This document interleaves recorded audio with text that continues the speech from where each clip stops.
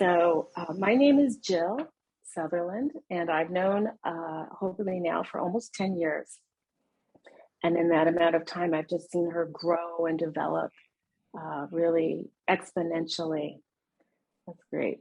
The time has come for us to share our secret weapon, I guess, love weapon. I think that's really what she uses. Really, she uses love. This is love in action to do all this wonderful healing. So, Hoberleigh, if you'd like to come on, we would love to meet you and talk more to you about what you do. Hello. There she is. Hi, Hoberleigh. Hi, and I'm so appreciative to both of you for sharing your stories and for being willing to give this work a try, because I know a lot of people are very skeptical of this kind of healing work. This, energy sounds so airy-fairy to a lot of people. Right. Yeah. I do think I feel as though more and more people are starting to understand, what energy is and how it works. And that it's actually, even though we can't see it, it is measurable. You can't see sound, yet who would say sound doesn't exist? Yes? Right. Yeah. So, well, great. Well, Hoberleigh, first of all of you can find Hoberleigh for yourselves at hoberleigh.net. She has a website, and that's the best place to contact her, to get to know her and learn more about her. But let's dive in a little. Let's get started just by finding out when exactly. What was your first experience with healing? When did it start? In the mid 1980s, I took a Reiki course to learn Reiki. And I will tell you, at that time, I could not feel energy for the life of me. And this was a 3-day course.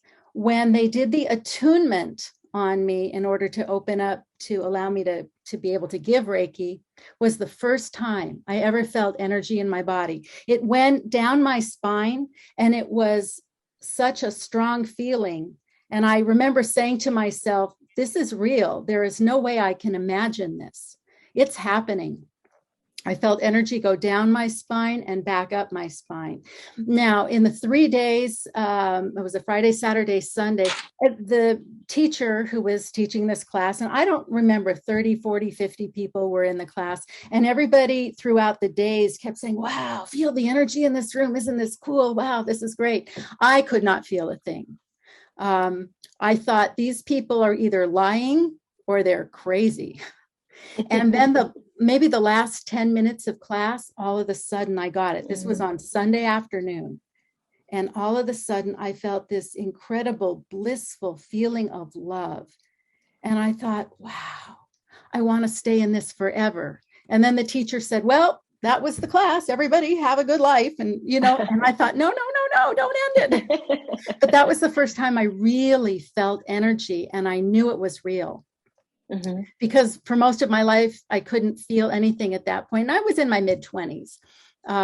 Throughout my teen years, I was always interested in metaphysics, and I read all kinds of books, but I was very skeptical. And I do have a book that I wrote called The Super Quack, and it's because, people think it's quackery until you feel it, until you have that experience, and then no, this is real. Wow. So you had that experience. And then, how did it evolve? Did you immediately start studying and decide that you wanted to? Was it more that you wanted to teach, you wanted to become a healer, or you wanted more healing, or both? I was at the time going to school, working on my bachelor's degree in theater, of all things. And one of the classes that I took, my final class before I graduated, was given by an acupuncturist for actors and dancers. In fact, I was the only non-dancer in the class. If you got hurt prior to going on stage, he was teaching some tips and tricks that people could do in order to fix themselves quickly so they could actually go on stage and perform. And there was a girl in class, one of the dancers, and he was muscle testing her. Okay. And one arm was strong and the other arm was weak. And she said, what's going on? And he touched her abdomen and did just a little movement like this. And then all of a sudden she was strong. And I saw her eyes get wide. She said, what did you do? And then he pushed the energy down, just gently, just kind of like this motion. And she went weak. And she said, do that again. And he did this. And she went strong. I was blown away. I said, what are you doing? He said, it's based on acupuncture meridians. And I said, I have to learn this. How do I learn this? And he said, well, you can sign up to study acupuncture. So while I was finishing up my bachelor's degree, I enrolled in a master's degree program for Oriental medicine, 4-year program. 2 years into the program, I finally asked one of my professors, when do we start learning that muscle testing stuff? And he said, what are you talking about? And I told him the story that I just told you. And he said, oh, we don't do that here. You can learn that in a weekend. But I have my little voices. They're more thought forms. It's not a literal voice I hear, but I got a very strong voice that said to me, no, you're here for a reason. So I finished the program. I took my state boards. I became an acupuncturist, but I quickly learned I didn't want to stick needles in people. I didn't want to prescribe herbs to people. I liked working with energy. So from that point on, I began studying every bioenergetic class that I could find. So for about 20 years, I was studying anything and everything I could learn, and eventually came to doing what I'm doing now. That's fantastic. My gosh, amazing. So tell me about treating in person as opposed to treating online. What are the benefits, do you think, to treating online? Have you been surprised by anything that has occurred by treating people and doing your healings online? Yes. I don't know what people are receiving because everybody gets what they need. The way I started this is I kind of asked a question, I think one night when I was lying in bed, and I said, how can I help the most people? And this was earlier this year during the pandemic. We're now in October of 2021. And I said, how can I help the most amount of people by doing the most amount of good? Because I couldn't figure out, I wasn't seeing people in person anymore. And I felt like that's my mission. I'm here to help people. I didn't know how to do it. And the next morning, before I was fully awake, this voice, one of my thought form voices, said to me, you can do online healing and you can help a lot of people and you can help them in a very big way. And because I know Kate and I know how sensitive Kate is, and because I have a weekly group, I told the group, I want to do this experiment. So I practiced doing the online healing to see what would happen. And Kate felt it very strongly and gave me her feedback. And I went, okay, good enough for me. Let's give it a go. So I did a few more practice sessions, and I just decided this is the way I'm going to do it. And the feedback I get, I like to, at the end of each session, I like to ask people what they experienced. So, not everyone wants to share, and it's not important for everyone to share. I want people to be comfortable. In fact, during the session, I let people turn their cameras off so nobody has to see each other. Most people, I'm sure, are lying down or sitting down with their eyes closed. I have my camera on because I do a lot of hand movements and some people want to watch me, and that's fine. I mute everybody. I mute myself, but I do play music along with this, and I play some very powerful mantras to also help do the healing work. And I tell people, if you want to turn the sound off, that's fine. You just won't know when we end because, at the end I say we're done. But when we do it this way, and people do share, and people can chat with me. So periodically I'll open my eyes because somebody may say, oh, can you work on this? Or I'm feeling this. And so I give people the opportunity to communicate with me, even though we're all on mute, to make people more comfortable as well.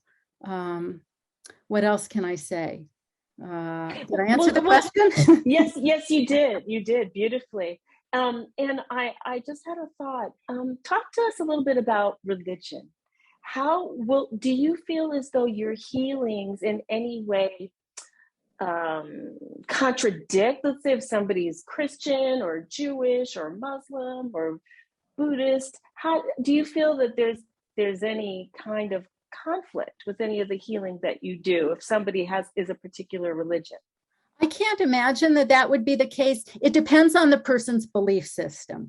So I will tell you that years ago when I was doing the Reiki, when I first graduated with my acupuncture license, when I got my license, I was working in a little holistic clinic.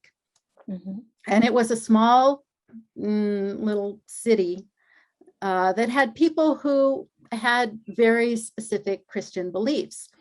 And I didn't understand how important terminology was. So I had no patients at that time to work on, no clients, they were patients at that time. And there were some people in the waiting room. So I said, while you're waiting for, the other therapists, I said, would someone like Reiki? I can do that while you're just waiting here. And I offered that. And some of the older people said, well, what's Reiki? And I said, oh, it's energy. I channel healing energy. And this one woman, her eyes went really wide and she said, I don't work with the devil. And I said, well, I don't either.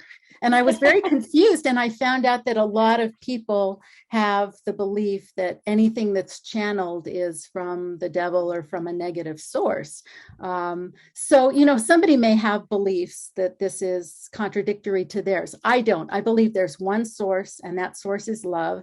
And whatever your belief system, it's the same source that comes through that way. So in my opinion, no, there's no conflict. You'd have to ask other people for their opinion. Right. But you're not coming from a religious absolutely point of view at all. One source, the source is love. And I had an experience where I was in that other realm, not exactly like your experience, but the overwhelming sense of love and bliss, and that we are all one, and there is infinite possibility and who we really are. And while I was there, I realized this is home. This is home. This is where we all came from. And this is where we all go back to. It was so powerful and so strong. It was such an incredible knowingness that I had. And then when I came back into this dimension, or whatever you call it, for a couple of years, I won't say it was a full-blown depression, but it was very difficult to be back in this realm, because this is a very dense realm. It was nothing like that, but I knew that was the truth. That was home. That was the word, Hoberleigh. That's the word, home. It felt like home. It was home. It was joyous. Home. Yeah, it was home. And when you're there is no doubt, right, Jill? None. Zero doubt. It was it is real as sitting here right now. Oh, it's more real than sitting here. Yeah. Truly. Because your heart, you're just not even you're just so joyous. That's just the word. It's joy. So, Hoberleigh, how many people can be online at one time when you're doing your healing? I'm set up so I can have up to 100 people online. I haven't had that many so far, so that'll be an interesting experience as we start to grow and have that. But I will tell you, the more people, the more power I feel. Last night while I was doing it, so what I do during the session is I go into everyone's field and I do some clearing. And one reason I mute myself is as I'm clearing, when I bump into some of this stuck energy in people, I cough, I yawn. I think the coughing is more the release, but when I start hitting it, I start yawning and yawning. My eyes will water. So I'll clear the field. I clear the traumas. When I say I clear, I don't necessarily clear. My intention is to do as much clearing as the people can give up. So some people are stuck on their story, right? The more forgiveness, the more that we can forgive each other, the more that we can forgive ourselves, the more this work can do on the individual. So I go through and I don't know how to say it, release, pull out all these stuck energies, stuck traumas, emotions. I go through what I call the timeline. So from the present all the way through birth. I also take a period where I go through the womb and clear the mother energy that may have affected the fetus. I go through the ancestral realm, and that's where I feel so much. I send a lot of healing and forgiveness to the ancestors that we, through our DNA, we're holding a lot of that ancestral energy and a lot of the traumas that happen. And there are times when I'll go through, I'll clear the mother's side, I'll clear the father's side. That's where a lot of the healing happens. And sometimes, on a few occasions, I have felt so much gratitude from the other side for the releases that happen to. I don't understand how any of this works, but I know what I feel, and I'll just hear sometimes, thank you, thank you, thank you, thank you. And then sometimes I'll go through the body parts, particularly if people chat, I have a problem with this or that. And I was going through the organs, and this was maybe a week or two ago, and I felt somebody's spleen was really stuck. So I was clearing the spleen, and it was like, and I didn't know who, but somebody's spleen was saying, thank you. I was just sending in so much love to do the healing there. And I was hearing, thank you, thank you, thank you, thank you. And then at the end, I shared that story. And this one woman said, that was me. I've been having problems with my spleen lately. Wow. Yeah. It's such an adventure for me to go through this and see what comes up. I have some really interesting stories. Maybe I'll have to write another book about the stories that happen with these healings sometimes. Definitely. I think it's so funny that I'm sitting in front of a photograph that says adventure on it. Oh. That just popped up at me the other day. Probably got it specifically just to talk to you. Probably appeared. Yeah, buy me. You're going to be talking to Hoberleigh. It's an adventure. So, okay. Wow. Well, that's fascinating. Do you see when you say you go into, you work on the ancestors, or what do you see? What do you see when you're doing your healings? I envision each individual becomes one person. So I can work on everybody at once because everybody is part of that one individual. So I don't see a face, I see like a body. And then I first work on the mother's side. So I'll imagine above that person a female, the mother. And then then there are two bodies, the parents of the mother. And then there are four bodies, the parents of those people. And then it's like this big pyramid of beings that grows. And one time there was this, so I have an order to how I work, but sometimes my order, like first I work on the field, then I work on the past, then I work on the fetus, then I work on the ancestors. And something else said, no, do this now. So I put off the ancestors because I was working on the thing that told me, and at the moment, I don't remember what that was.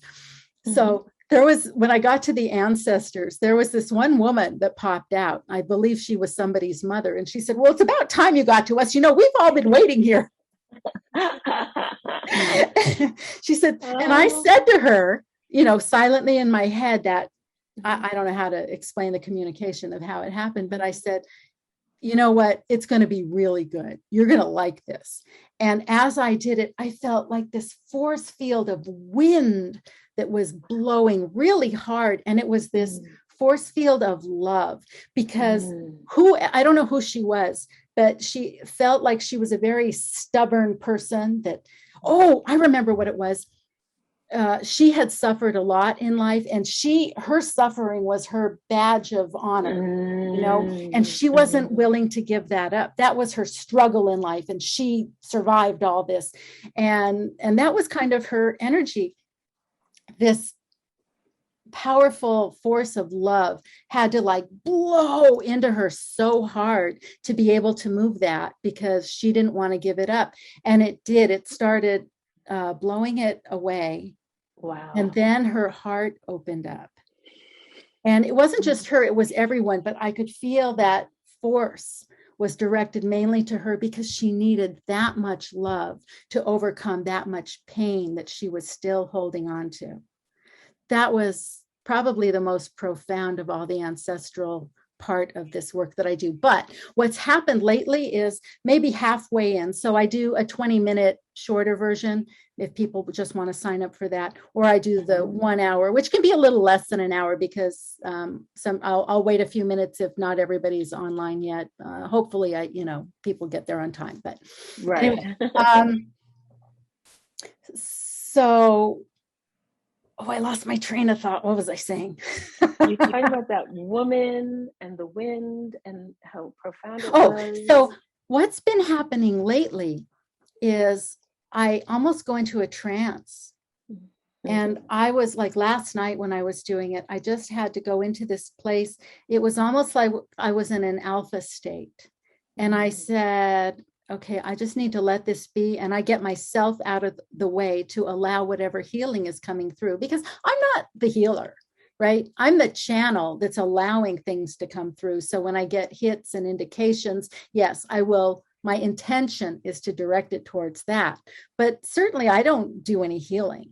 um it the force of love, God, angels, spirit guides, I don't know, I can't tell you who does the healing, but and we do our own healing, right? We open up that higher part of ourselves, so that comes through, and whatever anyone needs, and especially with the intention. So if you set your intention on what you need and you open up to receive that, and forgive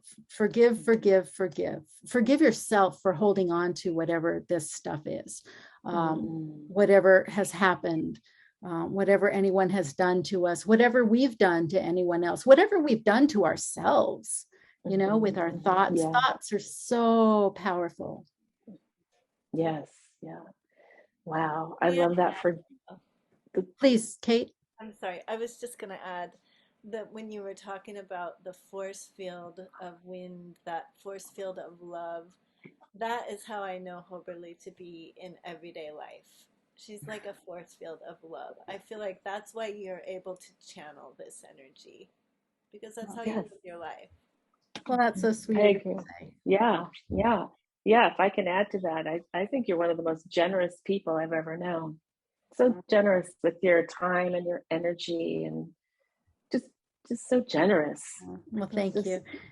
I want to share something else that I don't know, maybe it sounds like I'm bragging. I don't mean it to sound that way. When I took that Reiki class, I had no history of doing any sort of healing whatsoever. When I went to sign up, or when I showed up and, they were checking us off the list, the son of the woman who was teaching the class was the one who was registering people in. And when I went to register, he said, "Oh, you're a healer." And I didn't know who he was talking about, because I looked around to see who's he calling a healer. And he looked at me and he said, "No, you." And I said, "I'm not a healer." And he looked really puzzled and he said, "You're not?" And I said, "No." And I thought he was maybe making fun or trying to make a big deal. I will say now, I think he saw something in me, some ability that I didn't realize I had. Because I had no clue. I was drawn to it, but I didn't know why. But I think this is why I'm here. I mean, this is what I love to do. This is my passion. Lucky us. Yay. So so what do people on your healings, you already alluded to it to some degree, set an intention and be open to receive. Do you need to know anything else about the people? Do they need to tell you anything? Their age? No, nothing like that. Nothing. Because again, it's not me doing it. The source of healing, the source of love, already knows what everyone needs. And it's just up to the individual to relax, enjoy it, and accept as much as you can accept. And that's where it happens. And Jill, I think that's why you had the profound experience you had, because yours was a very unique experience. I don't want people to think that that's what's going to happen to them. You were open to it. You were ready for it. That's why it happened. And Kate, she's been ready for that as well. And I know her to be a very open person and willing to receive the healing. I know she's been trying for so long, and I know that other people have helped her as well. I'm just grateful that she has had the huge healing that she's had. So again, I don't want everyone to say, "Oh, well, I didn't," if they try it, well, nothing happened for me, because it can take a few sessions to feel it. I call it like a brick. Prior to doing the Reiki stuff, I couldn't feel energy at all. I thought it was crazy. I thought people were nuts to think that this was real. And now I know it to be real because I've had my experiences. And this isn't for everyone. You know, if people give it a shot, and right now in this moment, I have where people can go onto my site and they can get a coupon for a 20-minute free session. I might take that off in the near future. If and when I take that off, I will offer periodic free sessions so people can get a taste of it if they don't, if they don't feel energy and they want to see what this is. And then maybe what I'll do is offer like once a month a free session for people to sign on, and then, see if this calls to them, if it resonates. The vision that just came to me was one of like, a hammer and a chisel. Like something is encased in something hard, and they take the chisel and the hammer and they go clink, clink, clink. And it's like, Kate and me, we're like, it was just years and years of working on things, or Kate working on her fascia, and me with my, the separation I've been feeling. And it's like, we were just in the right place at the right time. And you had the hammer and the chisel, and it was like, it just cracked something. It's not like it can happen spontaneously and maybe the first time somebody tries it. But on the other hand, it kind of depends on where you are, and maybe one layer falls off and then another layer falls off. You know what I'm saying? It's kind of like that. It's like the right timing and the strike of the hammer and the chisel to kind of break through to certain things sometimes. So as you're talking, two thoughts come to me. One is I really don't like the idea of being a hammer and a chisel. Okay. Sounds kind of violent. Oh, I appreciate the sentiment of what you're saying. I get it. But the other thing is, some people do experience physical pain during this. It's not common, but there are some people who say they'll get a pain. Kate, didn't you have some painful experiences? Yeah. But afterwards, what it is, it's kind of like the energy breaking through. In Chinese medicine, pain is stagnation. And so there's a blockage. So when the energy is trying to come through, it could hurt. It's not going to permanently hurt. It's, it has to break through that blockage, and then you get the healing, you get the relief. So Kate, can you talk about the pain that you had, just so, if someone experiences that, they'll understand? Yes. So just 4 months ago, I badly broke my wrist, broke clean through right here. And the day after, and I was in excruciating pain, the day after, Hoberleigh came over and did Reiki on my wrist without touching me. She was holding her hand just below and the other hand up here. And that day, I heard and I felt 3 clicks. It was like click, click, click. And I just felt like my bones were shifting into the correct place. And my wrist healed so quickly and so well. And literally 4 months ago, and look, I'm doing this already. Wow. I mean, I thought it was such a bad break. My wrist looked like a snake. It was like this.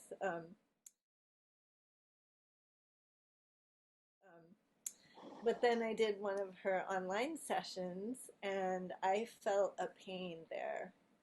It wasn't a terrible pain. It was a pain, but it was temporary. It was just during the session, and it was exactly what Hoberleigh described. It's like the energy trying to force through there and heal it. And it was more than once, because Kate is a faithful participant in this. And every time I have a session, Kate is there. And so each time I did it for weeks, she would feel the pain during. And then I think the next day you said it would feel better. Yeah, I actually only experienced pain maybe twice in my wrist. And those are the only times I've experienced pain in your sessions. Normally, okay. I thought it was more. Normally, I just feel complete bliss and relaxation and energy flow. And so, yeah. That's really incredible. That's amazing. What a story. I mean, my God, incredible. Lovely. Well, Hoberleigh, can't thank you enough for all you do, all you give, you know, your beauty, your willingness to do this work, which isn't always easy on you, you know, but we're so grateful. Thank you for this time. I'm so excited for all the people who get to know you through this video and who experience you for themselves. They owe it to themselves to give it a try. Thank you I so know much. that they'll enjoy it. So thank you, and also Kate. Thank you so much for everything, and we will see you in the future. Namaste. Namaste.